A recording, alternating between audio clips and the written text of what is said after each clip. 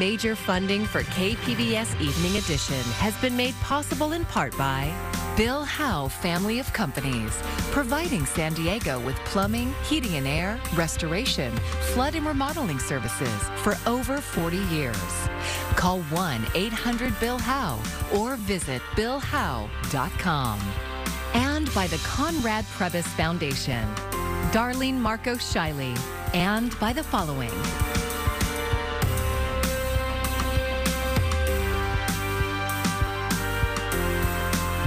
And by viewers like you.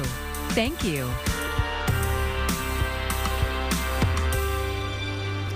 Good evening. It's Tuesday, May 24th. Thanks for joining us. I'm Amitha Sharma, in for Maya Trabulsi. We begin with breaking news, and one we've heard over and over. Another mass shooting on a school campus. 14 children and one teacher gunned down and murdered at Robb Elementary in Uvalde, Texas. That's about 85 miles west of San Antonio. The 18-year-old suspect, a student at a nearby high school, is dead. No motive revealed yet. Police say the shooter went on campus and opened fire on a group of 2nd, 3rd, and 4th grade children. As of now, it's believed he acted alone. The shooting has drawn strong reaction from Democratic lawmakers. What are we doing? There have been more mass shootings than days in the year. Our kids are living in fear every single time they set foot in a classroom because they think they're going to be next. What are we doing?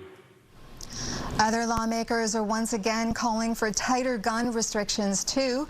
But as we've seen before, that issue is met with bipartisan polarization on Capitol Hill. President Biden is addressing the nation tonight. We'll continue to follow this story and bring you updates. And now on to mask mandates in our local schools. There's a question being asked more often these days. Is it time to bring back masks? San Diego's largest school district is trying to decide as COVID cases rise. Jacob Ayer explains how that decision might be made. Starting May 25th, indoor masking may be required at certain San Diego Unified schools or throughout the entire district. KPBS obtained the letter sent out to staff and families detailing the plan. It describes the different scenarios that would bring back indoor masking for a minimum of 14-day period in the following situations. Within the past 14 days, at least 3 outbreaks have occurred on campus and more than 5% of the school population is infected. Or, in a 3 consecutive day span, 10% or more of the student population is absent each day due to illness. This will not apply to 2022 summer school. And lastly, district-wide, all schools and other properties will return to required indoor masking when San Diego County is in the high level as defined by the CDC. School Board Trustee Richard Barrera says the district is aiming for a balanced plan to keep students safe and healthy, but also in person for learning. It's important to say we are not anticipating in any school right now that the indoor mask mandate would be in place. We think it's not likely that we're going to see it happen before the end of the school year, which is in 3 weeks. SDUSD says that families will be notified if their schools or the district reach those certain levels. The new rules would apply for the rest of the school year, as well as for summer school. Vivian Bouet's daughter is in the 4th grade at Hawthorne Elementary School in Claremont. She says that her double-vaccinated child recently caught COVID, and her school has had quite a few cases in recent weeks. I'm totally support with the mandate of doing the mask again, because I recognize that for the last 3 weeks so far in her class, there are students who got COVID. Overall, the county has seen an increase in COVID-19 cases, and as of May 11th, more than 1,500 students in the district were reported absent because of COVID-19 symptoms. To find the latest information from the school district, go to sandiegounified.org. Jacob Ayer, KPBS News. With Roe v. Wade expected to be overturned, today the city and county of San Diego are taking actions aimed at protecting reproductive rights. The city council unanimously passed a resolution declaring San Diego, quote, a safe city for reproductive freedom and access to abortion. Council members who spoke before the vote say abortion is health care, and they are committed to providing equitable access. No matter what happens with the Supreme Court ruling, no matter who you are or where you come from, no matter the color of your skin or your socioeconomic status, you are welcome in the city of San Diego to exercise your reproductive rights. Also today, the Board of Supervisors are expected to formally support efforts to enshrine a person's right to choose whether or not to give birth in the California Constitution. The resolution will be moving on to both houses of the state legislature, where it will need a 2/3 vote by June. If approved, voters could see an abortion amendment on the ballot in November. San Diego County officials are moving forward with a plan to boost the number of homeless shelters in the region. KPBS health reporter Matt Hoffman says the move comes after recent data showed the number of unsheltered people in the region is climbing. As a county, we've been doing more than we have ever done before. The Board of Supervisors voted unanimously Tuesday to create a $10 million grant program that's aimed to help cities build homeless shelters. It's something the county normally does not do in funding safe shelters, safe parking, safe campsites. And I think this is an important thing, to partner with the cities and realize we have a shared obligation to meet this. And so I'm excited to see this program moving forward and really look forward to cities stepping up. The county is also committing to providing behavioral health services for any new shelters. Officials say they want to move quickly and fund projects that are ready to go. I think the point-in-time numbers last week reinforced what we've already known, that we're in a dire homelessness crisis across our region. Data from the point-in-time count shows homelessness in San Diego County has increased by at least 10%, now at a total of 8,400 people, just under half of whom are not in a shelter or any type of supportive housing. Shelter solves sleep, housing solves homelessness, but getting people into a shelter can get them engaged with the services they need and help connect them into permanent housing. While the county is encouraging other cities to make shelters, they're also making progress on a shelter of their own. Work has started on the Midway site located at the county health complex off Rosecrans. The shelter is a partnership with the city of San Diego. A shelter is also a way to get people immediately off the street, which also impacts the quality of life that we see across the board. City and county officials recently fielded questions about the new shelter from the Midway Pacific Highway Community Planning Group. The site is set to open in early July, but unlike other city shelters, this one will have 24-hour intakes.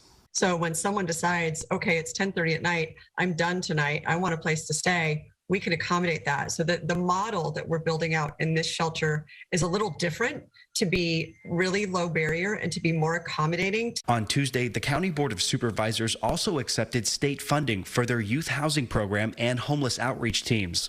Matt Hoffman, KPBS News. Mandatory water restrictions are on the way. Today, California's Water Board approved a statewide ban on watering non-functional turf at commercial, industrial, and institutional locations. The board also voted to require local agencies to implement water use restrictions.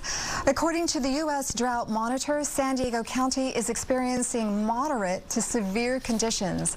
But the San Diego Water Authority says our water is not in jeopardy like other parts of the state.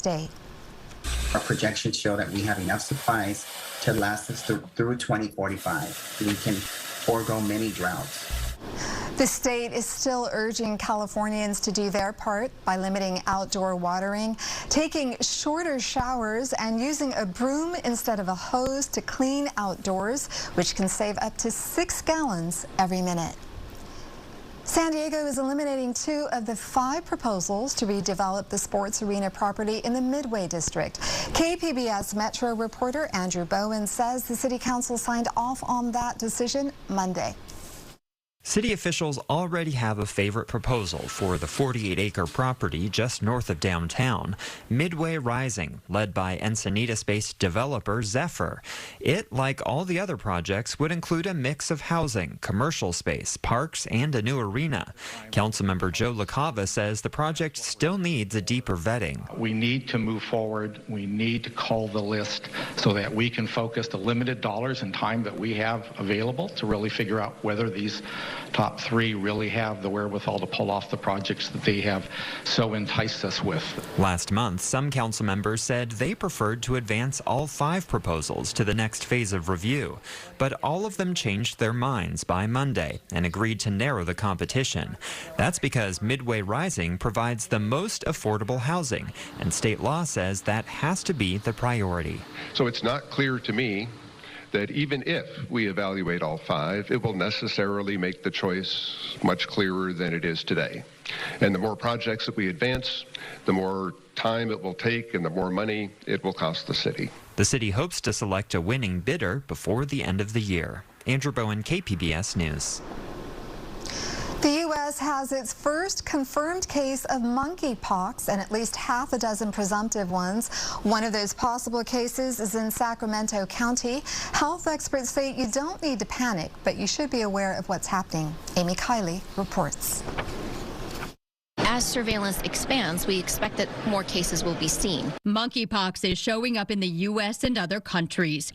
It causes lesions like these, rashes, swollen lymph nodes, and fevers. Experts say doctors need to know if a patient has those symptoms, but here's the good news. We have already worked to procure the fruits of science, if I may, the vaccines that are effective against this virus. We have sufficient amounts of them. The U.S. is releasing monkeypox vaccine from its stockpile and getting it to people at high risk of infection. The WHO says smallpox vaccination also helps protect against it.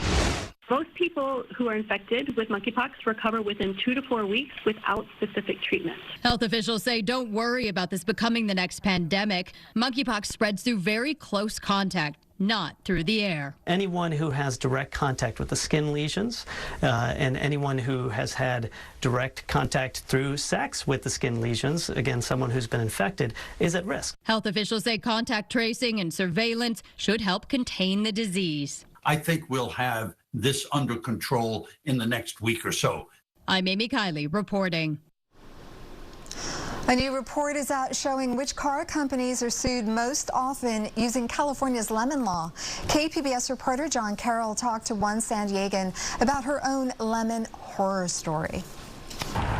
In California, the car and the trucks are king. Most of us have to own one to be able to live and work in San Diego. So what happens when you buy one of those and it turns out to be one of these? Just ask Claremont resident Kim Lane. We came home one night, we were out in my car, and the truck was in the driveway, and the dashboard was lit up. The dashboard on their recently purchased 2018 Dodge pickup, and they couldn't get it to turn off. It happened again, and it happened again. And the last time it was in the shop, it was gone for 6 weeks. The lemon law is just as important today as it was 40 years ago. California's lemon law actually came into effect in 1970 under then Governor Ronald Reagan, but it was strengthened into the law we have now in 1982. Today, 3 nonprofit public interest research groups published a report showing which auto manufacturers were sued most often under the law from 2018 to 2021. Topping the list, General Motors, with 1 lawsuit for every 78 cars sold in the state. Toyota was sued the least, 1 suit for every 2,029 cars sold here. The auto manufacturers constantly are attacking California's lemon law. After buying a car that turned out to be a lemon back in 1982, Rosemary Shahan successfully pressured lawmakers to put more teeth into California's lemon law. She says the automakers that are sued the most under the law are the ones that try on a regular basis to get it repealed. But Shahan says lemon lawsuits are filed on less than 1% of the vehicles sold in California. When you hear from auto manufacturers that there's too much lemon litigation, it should be taken with an enormous grain of salt. Back to Kim Lane. She and her husband were eventually successful in their lemon lawsuit, but they had to hire a lawyer, and it took more than a year. These auto manufacturers are taking advantage of this misfortune with people to punish them for speaking out. And that's not right. It's not fair. John Carroll, KPBS News. Some homeowners in a newly built Chula Vista development say the sales team and builder of their community did not live up to the promises they made. They bought near a landfill, and as Kitty Alvarado reports, they want to warn those who are about to buy even closer to the site. When Maryland couple Bob and Shirley Kurlowitz were thinking of buying a new home in the community of Ascaya and Chula Vista, they were excited to live out their California dream. And it just seemed like a great community for us to move into. Their only concern, the community would be nestled below Otay landfill. But Brookfield, the company they dealt with, put their minds at ease. What about this landfill? And they said we would not see any trash. They work there full time. They've never seen trash. Occasional smells every once in a while, not too bad, just not a worry, basically. That was back in 2018. Bob says Brookfield told them Republic Services would build a large screening berm so they would never see trash. They even got that in writing. Plus, they said landfill operations would completely stop in 2022. They were sold. The Samala Prado family were sold too. And we ended up being so blessed by God. Elizabeth Samala Prado and her family said they did their due diligence. And just like the Kurlowitz family, they were assured they would not see dumping. But both families say once they moved in and most of the community was built and the last homes were sold, their dream neighborhood changed. The strange aromas at night, and yes, we did have like the firing sounds, and I was like, what was that? It's like a jet, or what's this going on here? All night there's like these dinging sounds, and they send off fireworks to scare away the birds and stuff. So it's like sounds, smells, and sights all coming from that area. This became their new normal, constant trash dumps in plain sight. So Bob took action, making calls and emailing Sales, Republic, or anyone from the city or county who might help. It was like a game of hot potato, because no matter who I talked to, we don't know anything about that. Go talk to this person, go talk to that person. He and his wife even went to the landfill to personally confront management. We were told that you guys would be out in a couple of years, and that's like, now, why are you still here? And they laughed and said, oh, no, we're going to be here for a minimum of 9 more years at our discretion. This is all our turf up there, and we can do whatever we want with it. So that's when I got a cold chill thinking, uh-oh, something went wrong here. They were able to get a meeting with Mayor Mary Casilla Salas, Steve Padilla, their district representative, and Republic Services. That's when they asked about the berm that was supposed to hide the trash. Oh, well, the slopes are too steep now to build a screening berm. And I said, well, who made the slopes steep?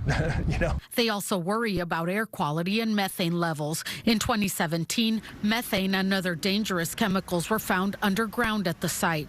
The builder addressed the issues, but it's unclear where things stand now. We asked for the latest numbers from Republic and the county. The county said they would get the latest emissions data as soon as possible. The last time they did air quality was like in 2017, and that the only station that's actually checking the air is several miles away. If there are soil issues, air issues, the quality of life issues being here, considering, again, we moved in, it's our first home for me and my husband, and we want to have children, and we looked at, wow, there's an elementary school here. I'm thinking about all the families here. Bob says at this point, he would settle for work to move to the other side of the landfill where it would be out of sight. I think just appealing to their being a better corporate neighbor would really be helpful, and then we could all just kind of be peaceful here. He says he's speaking out not just for changes for his community, but one that was recently approved by the city. It's a cautionary tale for anybody that wants to, because apparently this new development's even going to be closer than we are. You can't build right up to the foot of a landfill. It's just insane. We reached out to city leaders, including the mayor, Republic Services, and Brookfield. The city's public information officer told us they could not have the documents we requested in time, and no one responded to requests for interviews. Kitty Alvarado, KPBS News. Point La Jolla and Boomer Beach will be closed every year during sea lion pupping season. The closure from May 1st through October 31st was approved today by the San Diego City Council. It was authorized last month by the California Coastal Commission to ensure the safety and health of both visitors to the area and the sea lions. And it follows several reports of people harassing the animals. The seasonal closure will be in effect for 7 years. While we deal with the drought, it looks like those in hurricane-prone regions may have a rough time in the months ahead. Weather experts are predicting an above-average year for major hurricanes over the next 6 months. More now from Mike Valerio. We must be smart, we must be safe, and we must be prepared. New York Mayor Eric Adams recognizing 2022 marks a decade since Superstorm Sandy killed 44 people in the city and just months since Ida's furious flooding took the lives of 13, many of them trapped in their basements. No one is immune from the effects of these tropical storms. The time to get ready is now. The 2022 Atlantic hurricane forecast out today from NOAA calls for an above normal season with 14 to 21 named storms, 6 to 10 of them hurricanes, and 3 to 6 of those storms becoming major hurricanes. Whether we face 3 storms or 30 storms, I'd like you to know that FEMA, we are ready for this hurricane season. Forecasters today stressed with more and more storms battering wider areas of the country, scientists have made significant strides over the past decade predicting cones of uncertainty. Our improved track forecast has allowed us to more accurately pinpoint the area most at risk, which reduces the size of areas that may need to evacuate when a hurricane threatens. The Atlantic hurricane season officially starts next Wednesday. This year's prediction marks the 7th season in a row with an above-average number of storms. The call to action today for millions of families to research their hurricane risk, find evacuation zones, and realize their risk is growing. My question to the public today is, are you ready? Mike Valerio, KPBS News.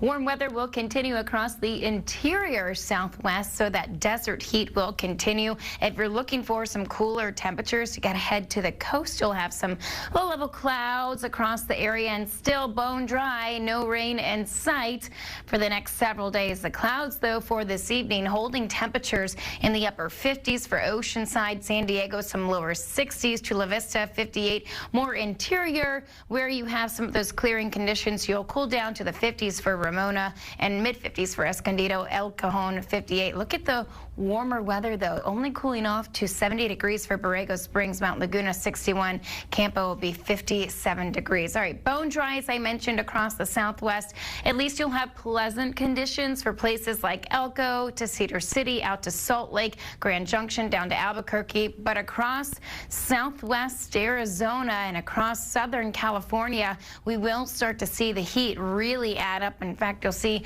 loads of sunshine, but where you find the clouds, you'll see from Long Beach all the way down to Chula Vista that those will hang around even around the lunch hour. So it's a mix of sun and clouds for you, and where you don't have that cloud coverage, you will see temperatures rising to the triple digits for places like Borrego Springs, Mount Laguna 72, Campo, you'll be about 88 degrees, Ramona 83. Of course, with those clouds around San Diego and how it's going to be cooler at the coast, you'll only see temperatures in the upper 60s, and that increasing onshore flow continues for your Thursday, whereas you do get the widespread heat across much of the Southwest for your Thursday. So let's check out the 5-day outlook for the coast, remaining pretty steady in the 70s and lower 70s at that. Clouds from time to time and then clearing up from time to time. Further inland, you'll see some upper 70s across the area. Still no rain in sight. And then we look across the mountains and temperatures will cool off to the 60s starting for your weekend. Across the desert, we have that triple-digit heat until we get to Saturday and Sunday, temperatures in the 90s. For KPBS News, I'm meteorologist Michelle Rotella. A warning tonight from SDGE about an increase in phone scams. The company says customer reports of scams have tripled recently. Callers are threatening to shut off power while demanding payments over the phone. SDGE says it does not make such calls. They say restaurant and small business owners, along with the elderly, homeowner associations, and limited English speakers are the main targets.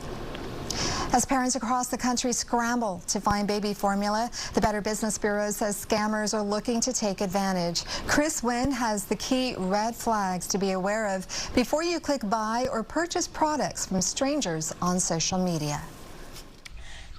As parents scramble to find baby formula, the Better Business Bureau is issuing a warning about potential scams targeting desperate caregivers amid a worsening shortage. There's a lot of new moms out there that are very nervous and very upset because they can't find it in the store. So the next natural thing to do is to go online and look for it. The BBB has some red flags consumers should be aware of as they look for those out-of-stock products online. Number 1, only positive reviews. If you don't see any negative or critical reviews on the website you're looking to buy from, it could mean it was created by scammers. Number 2, misspellings and grammatical errors. And number 3, lack of communication if the seller advertises on social media and stops responding after the payment clears. But not everybody is completely honest when they're online or they're advertising that they have that product online. The BBB says keep these 3 tips in mind before you buy. Number 1, do your research. A quick online search with the company name and the word scam should pull up any complaints. Number 2, be cautious before clicking online ads, email links, and posts on social media groups. Maybe ask other moms or other friends saying, hey, you know, I'm part of this group. Have you ordered formula from them? Have you gotten your order? Did you by any chance have any issues or concerns? Number 3, use a credit card. The BBB says you'll have more protection against fraud compared to other payment methods. For today's Consumer Watch, I'm Chris Wynn. I'm William Brangham. Tonight on the NewsHour, we'll have the latest on the mass shooting in Texas that has left more than a dozen children dead. Coming up at 7, right after Evening Edition on KPBS.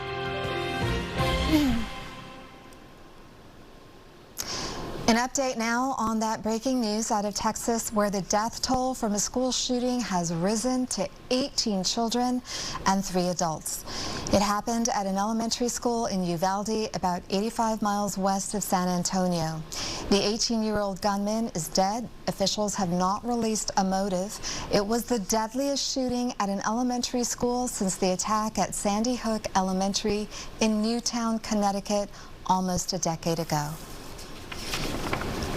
You can find tonight's stories on our website, kpbs.org. Thank you for joining us.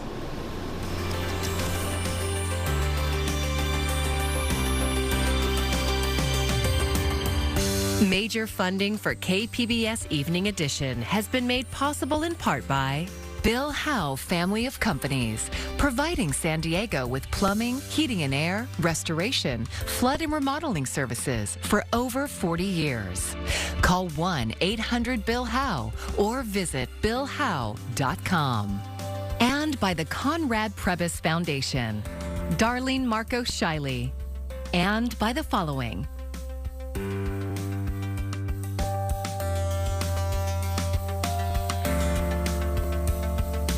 And by viewers like you. Thank you.